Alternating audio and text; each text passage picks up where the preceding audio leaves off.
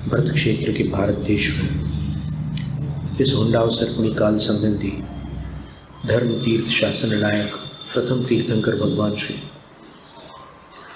वृषभदेव को आदि लेकर अंतिम तीर्थंकर भगवान श्री महावीर स्वामी पर्यंत 24 जिन राजों को विनम्र प्रणाम। 3 लोक और 3 काल संबंधी 5 परमेष्ठियों को, जो कि पंच परम गुरु स्वरूप है, अरहत सिद्ध आचार्य उपाध्याय और सर्व साधु भगवंत है, उन सभी को भक्तिपूर्वक नमस्कार। द्वादशांग श्रुत देवता स्वरूपा भगवती जिनवाणी सरस्वती माता को भावपूर्ण वंदन। पूर्व शताब्दी के ज्ञानी ध्यानी तपस्वी धर्म धुरंधर आचार्य चारित्र चक्रवर्ती परम श्रद्धेय पूज्य गुरु शांत सागर मुनिराज को बारंबार नमन। दीक्षा शिक्षा गुरु आचार्य विद्यासागर महाराज को नमस्ते। परम पूज्य विद्यासागर महाराज की जय।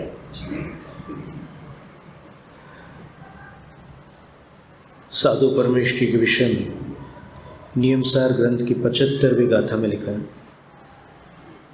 वावार विप्पमुक्का चुप विहारा हणासयारत्ता निगंथाणि मोहा साहुते एरिसाहुंती। वे प्रसिद्ध साधु ऐसे होते हैं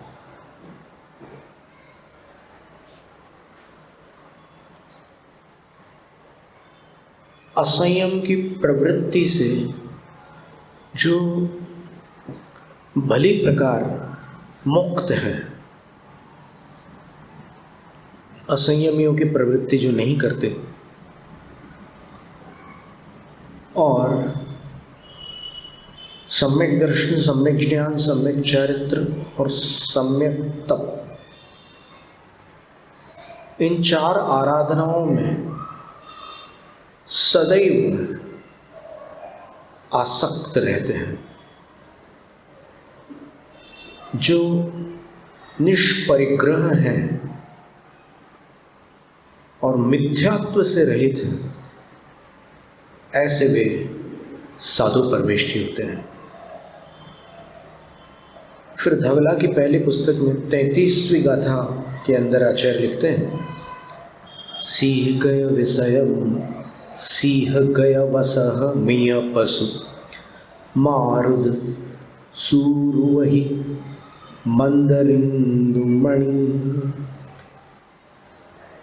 खिदिउरगंबर सरिसा परम प्रेम गया साहु। परम पद के खोजी साधु परमेष्ठी होते हैं, यानी इस जगत में उनको और कोई वस्तु ढूंढनी नहीं है, केवल परम पद की खोज में लगे हुए हैं। कैसे हैं? तो सिंह के समान पराक्रमी है, हाथी के समान गंभीर है, वृषभ के समान शांत है, मृग के समान अनासक्त है।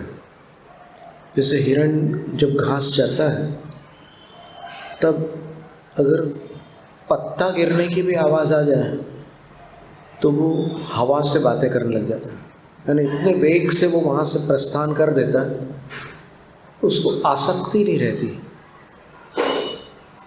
हरित तृणांकुरों के प्रति, वहाँ से चला जाता है। तो वैसे साधु भी किसी स्थान विशेष के प्रति आसक्त नहीं होते, मृग के समान आए निकल गए।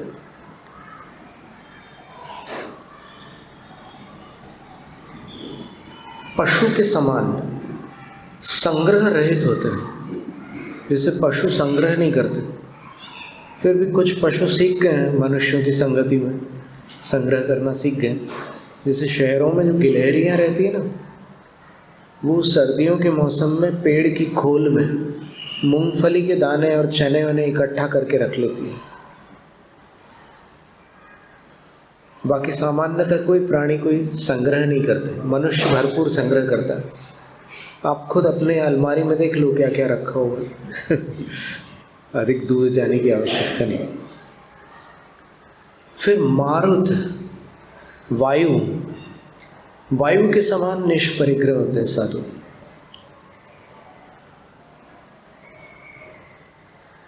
वायु कुछ साथ लेकर के नहीं जाती, आती है बह करके निकल जाती है। हाँ, पुष्पों की जो सुगंध है उसको वो ले जा करके दूर फैला देती है, उसको पकड़ के नहीं रखती वो। ऐसे साधु भी हैं, आते हैं, धर्म की सुगंध फैला जाता है और आगे चले जाते हैं। वायु की निस्संगता प्रसिद्ध है। एक श्लोक आता है कि सबसे हल्का कौन, तो बोले मांगने वाला। तो श्लोक में क्या कहता है? तृणं लघु तृणात् तूलं तूलादपि च याचकः वायुना किन्न नीतोऽसौ ममापि याचयिष्यति। तिनका बहुत हल्का होता है, वो जिससे चटाई बनती है ना, हवा आती है तो वो उड़ के कहीं से कहीं चला जाता है। और तृणात् तूलम, और उससे भी हल्का वो अर्कतूल होता है। एक पौधा होता है मदार का, और फिर उसी का एक दूसरा भी बैंगनी रंग वाला भी एक आता है पुष्प, हनुमान जी को चढ़ाया जाता है शनिवार को लगभग। तो उसका जो फल होता है हरे रंग का होता है, वो जब सूखता है तो उसके अंदर से रेशे रेशे रेशे वाले बीज निकलते हैं। तो बोले तिनके से हल्का वो है। तिनके को तो हवा लगती है, लेकिन ये तो यूं ही उड़ता रहता है हवा में। और उससे हल्का कौन है? बोले उससे हल्का मांगने वाला है। तो मांगने वाला है तो तिनके को हवा उड़ा ले जाती है, अर्कतूल को हवा ले जाती है, लेकिन उस मांगने वाले को हवा क्यों नहीं उड़ा ले जाती? तो हवा बीच में बोलती है ममापि याचयिष्यति, मैं इसको अपने साथ इसलिए नहीं उड़ाती क्योंकि मेरे को इस बात का भय है कि ये मुझसे कुछ न मांग बैठे। तो ऐसे अयाचक होते हैं साधु। और कैसे होते हैं? सूर्य के समान होते हैं, धर्म का प्रकाश फैलाते हैं। एक बहुत सुंदर गीत है, किसी ने, संभवतः प्रदीप कवि ने लिखा हुआ है, हेमंत कुमार ने गाया है। हरिश्चंद्र तारामती मूवी में लक्ष्मीकांत प्यारेलाल के संगीत में। जगत भर की रोशनी के लिए करोड़ों की जिंदगी के लिए सूरज रे जलते रहना, सूरज रे जलते रहना। ये साधु पर लागू होता है। यानी साधु जगत के अंधकार को दूर करते हैं और प्रकाश फैलाते हैं। तो सूर्य के समान होते हैं साधु। और कैसे होते हैं? वही समुद्र के समान होते हैं। समुद्र रत्नों का भंडार होता है, इसलिए उसका एक नाम रत्नाकर है। तो साधु भी गुण रूपी रत्नों के भंडार होते हैं, इसलिए उनको समुद्र कहा गया है। और कैसे होते हैं? मंदर, सुमेरु पर्वत जैसे। अब गहराई में समुद्र की बराबरी कोई नहीं कर सकता और ऊंचाई में मेरु की बराबरी कोई नहीं कर सकता। इसी प्रकार साधु अंतर मंथन की अपेक्षा से देखें तो फिर तत्व के गूढ़तम रहस्य की गहराइयों में चले जाते हैं। और अगर उनकी ऊंचाई को देखें, ऊंचाई का अर्थ है उनकी विशालता, तो फिर वो सुमेरु पर्वत की बराबरी करते हैं। पर्वत में ऊंचाई होती है, गहराई नहीं होती है। समुद्र में गहराई होती है, ऊंचाई नहीं होती है। लेकिन साधु में दोनों चीजें होती हैं। और इंदु मणि कहते हैं चंद्रकांत मणि को। इंदु का अर्थ चंद्रमा है। तो चंद्रकांत मणि जो है, उस पर जब चंद्रमा की किरणें पड़ती है तब उसमें से शुद्ध जल उत्पन्न होता है।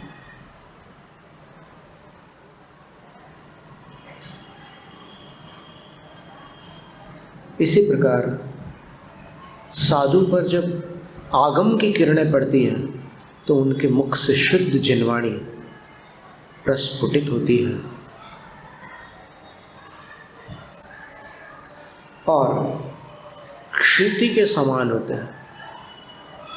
क्षिति का अर्थ है धरती, पृथ्वी। पृथ्वी की क्षमा प्रसिद्ध है। कितने कितने उपद्रव करता है मानव, लेकिन पृथ्वी क्षमा कर देती है।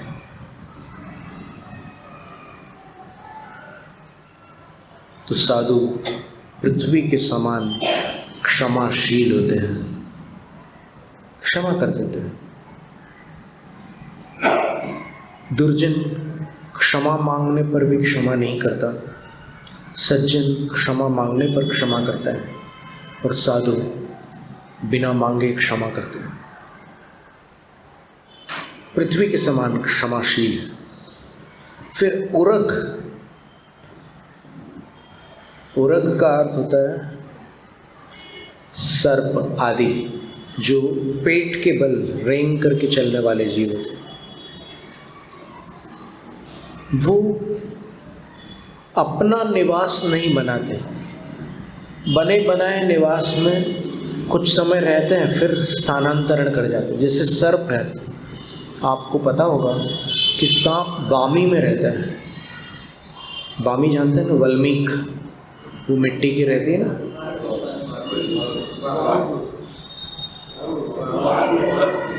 मराठी शब्द, तो आप लोग जानकार हैं तो अच्छी बात है। तो सर्प उसमें रहता है, उसका निर्माण कौन करता है? वाइट एंड्स, दीमक जिसको कहते हैं, सफ़ेद चींटी। तो उसमें रहता है, फिर चला जाता है कहीं। तो इसी प्रकार साधु अपने बनाए हुए मकान में नहीं रहते, और न ही बनवाए हुए भवन में रहते। 46 दोषों से रहित, जैसे 46 दोषों से रहित ऐष्णा समिति है, तो उस ऐष्णा समिति में जिस प्रकार साधु शुद्ध भोजन ग्रहण करते हैं, उसी प्रकार साधु शुद्ध वसति का भी ग्रहण करते हैं। जिस स्थान पर उनको ठहराया गया है वो भी 46 दोषों से रहित हो, तब वहाँ पर साधु रहते हैं। और 46 में मुख्य रूप से आप देखें तो उद्गम दोष होते हैं, जो श्रावक लोग के निमित्त से होता है। फिर कुछ उत्पादन दोष होते हैं जो साधु के निमित्त से होते हैं। कुछ धूम दोष होता है। धूम दोष में क्या होता है कि वो अपन स्वीकार तो कर रहे हैं लेकिन कषाय कर रहे हैं।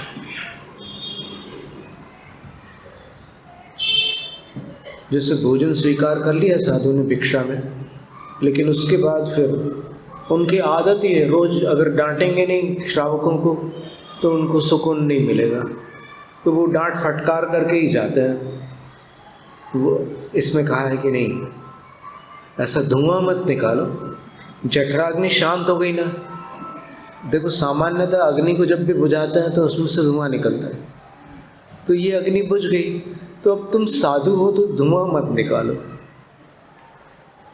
तो वो धूम नाम का दोष है। फिर एक अंगार नाम का दोष होता है। अंगार दोष मतलब ये है कि जैसे अंगार है, उसमें आप जितना भी ईंधन डालो वो सारे ईंधन को भस्म करना उसका काम है। इसी प्रकार साधु को अगर कोई वस्तु इष्ट हो जाए आहार काल में, तो आचार्यों ने कहा है कि उस चीज़ से बचना है आपको। तो अब कोई चीज़ पसंद आ रही है भोजन में, वही लेने लग जाए, तो उसके लिए उन्होंने कहा कि नहीं, ऐसा करोगे तो अंगार दोष लगेगा, आप सब कुछ लेते रहो, एक चीज़ में विशेष राग मत करो। फिर एक दोष है अप्रमाण दोष। अप्रमाण दोष का अर्थ होता है कि 6 प्रकार के दोष हैं। उद्गम दोष, उत्पादन दोष, धूम दोष, अंगार दोष।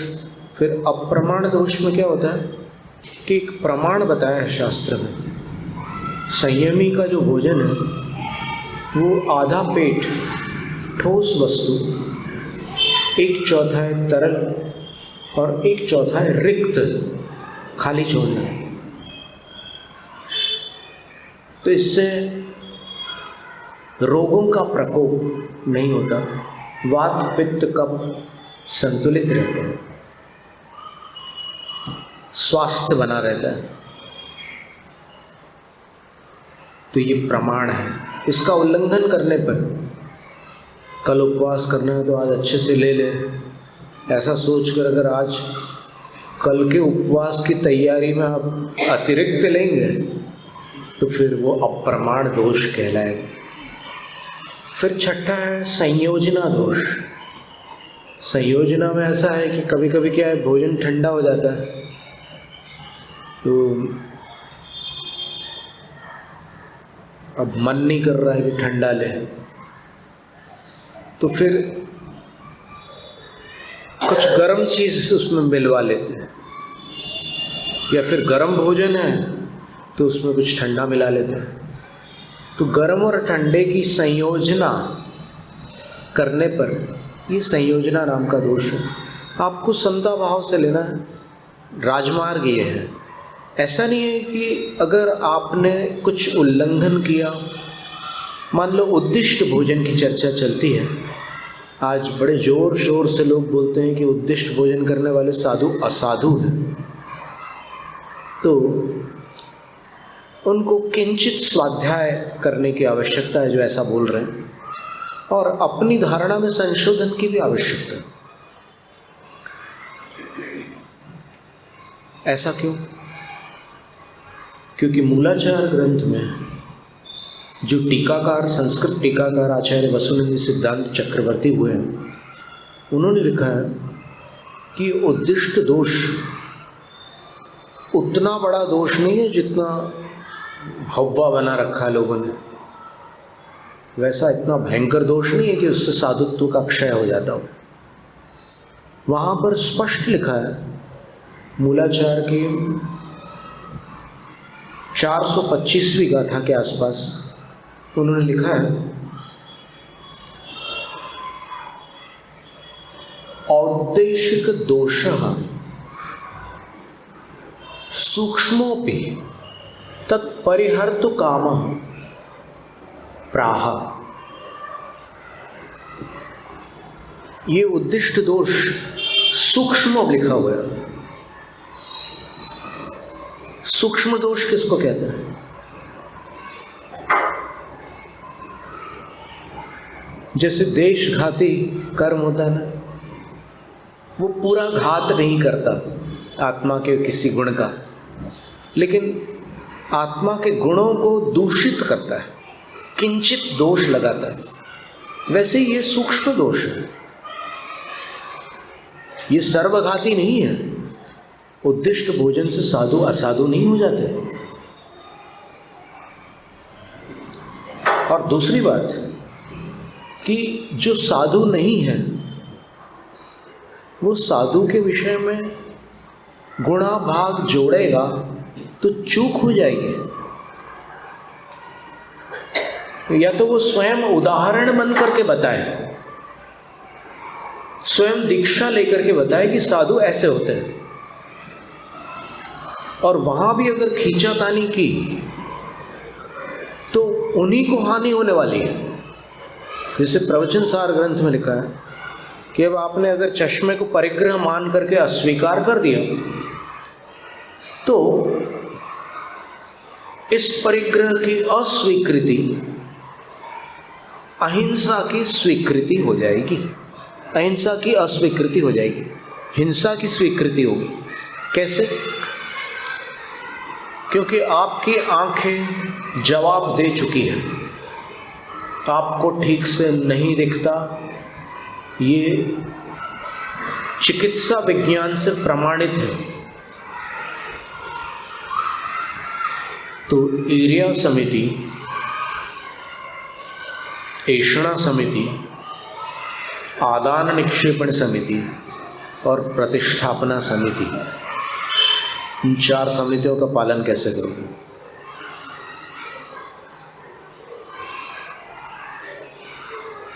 तो ये मार्ग अधिक चतुराई का मार्ग है ही नहीं। एक रूसी दार्शनिक ने कहा था, विचारक ने, कि चतुराई दरबारी का गुण है, साधु का दोष।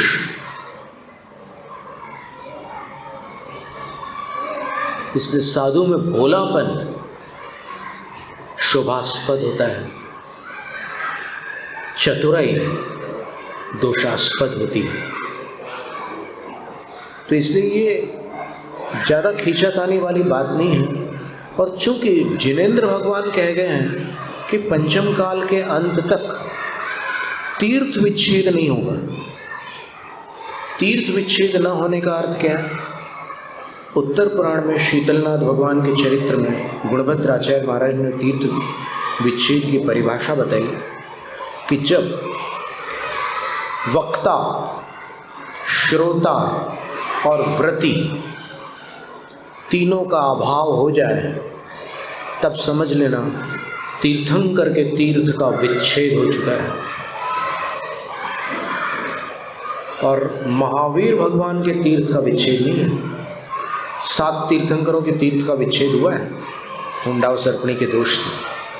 पुष्पदंत भगवान, शीतलनाथ भगवान, श्यामसनाथ भगवान, वासुपूज्य भगवान, विमलनाथ भगवान, अनंतनाथ भगवान और धर्मनाथ भगवान, बस इतने तीर्थों का विच्छेद हुआ है। बाकी कभी भी तीर्थ विच्छेद नहीं हुआ है। तो इससे स्पष्ट है कि व्रती होंगे, अणुव्रती, महाव्रती दोनों अंत तक, और वो भी गुणस्थान वाले व्रती। द्रव्य व्रती की बात नहीं चल रही यहाँ पर भाव व्रती की बात है, मोक्ष मार्गी की, संयमाचरण वाले व्रतियों की बात है। तो अभी तो बहुत लोगों की ये धारणा है कि मुगलों के समय तो मुनि महाराज थे ही नहीं, है ना। फिर कुछ लोगों की ऐसी भी धारणा है कि आचार्य शांति सागर महाराज जी ने मुनि परंपरा को फिर से प्रारंभ किया।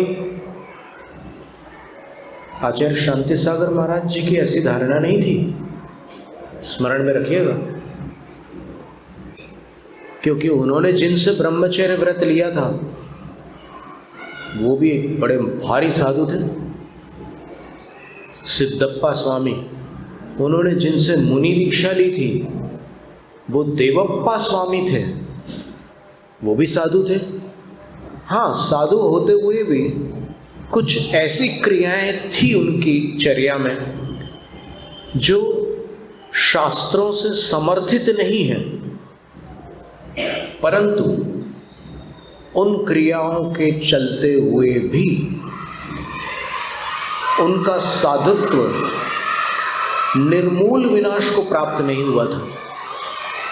आचार्य शांति सागर महाराज के गुरु के विषय में जानते हैं, देवप्पा स्वामी। 17 वर्ष की उम्र में उन्होंने मुनि दीक्षा ली थी। 17 और 105 वर्ष में उनकी संलेखना हुई थी। और जीवन में कभी उन्होंने 2 आहार नहीं किए। आजीवन एक आहार एक उपवास किया।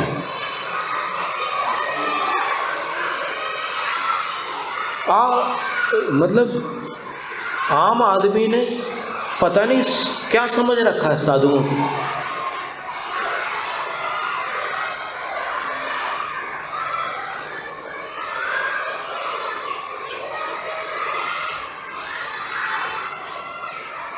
यहाँ तक कि मानवता की मर्यादा का भी कभी कभी उल्लंघन हो जाता है।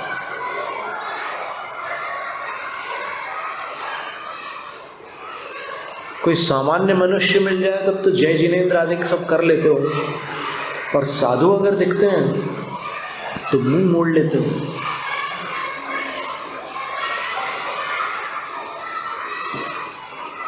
तो इसमें आम जनता का ही सारा दोष हो ऐसा अपन नहीं कह सकते। कभी कभी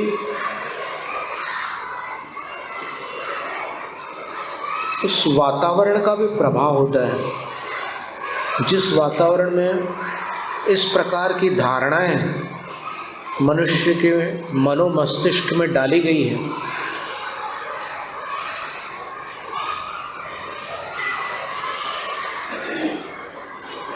और प्रमाद इतना बढ़ चुका है कि कोई परिश्रम करके स्वाध्याय नहीं करना चाहता। अगर परिश्रम करके स्वाध्याय कर ले तो दूध का दूध पानी का पानी हो जाएगा।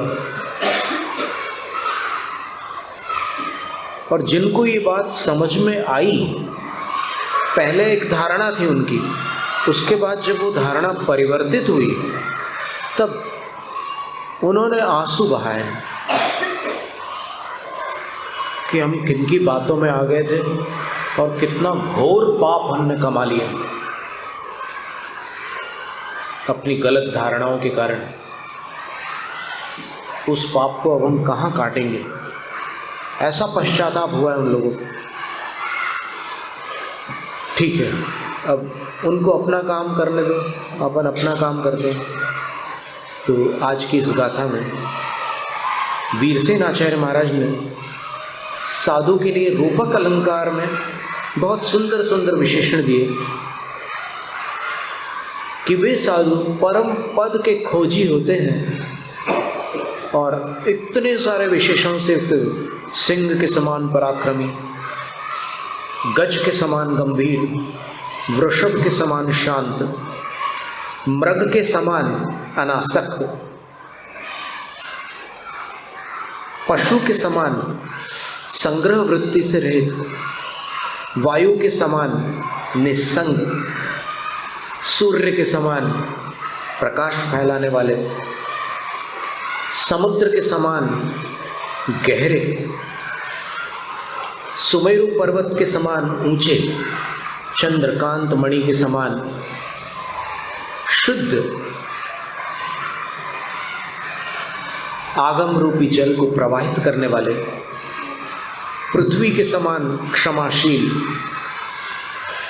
सर्प के समान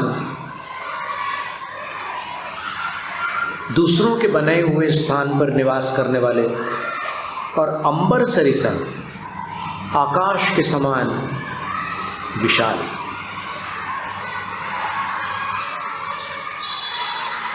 ऐसे साधु होते हैं। नमो लोए सद साहुल।